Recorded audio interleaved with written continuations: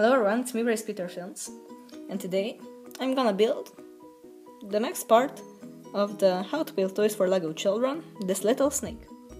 So for this project you will need one 1x2 with one knob, one cherry piece, this can be red or green or pink or whatever you have, two 2x2 round plates.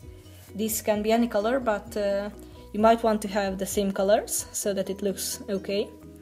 Then a 1x1 smooth tile, a square one, a blue one, and a blue 35 degrees groove tile, and the 1x1 with knobs on each side. So let's get to it. First we're gonna take the 2x2 with the one knob and put the 1x1 with knobs on each side on it.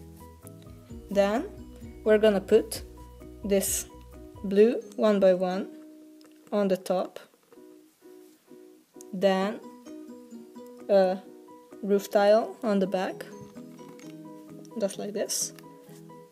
Then the two shells, you can say it, on the sides, like this. So you're gonna have a little hole in the side, but that does not matter. And then finally, its eyes. So you can build it in any color. If you want, you can make it red or yellow or pink or whatever you want. The gray, I know that it doesn't match perfectly, but still this is quite a cool little creation. I really like the idea with these cherry eyes.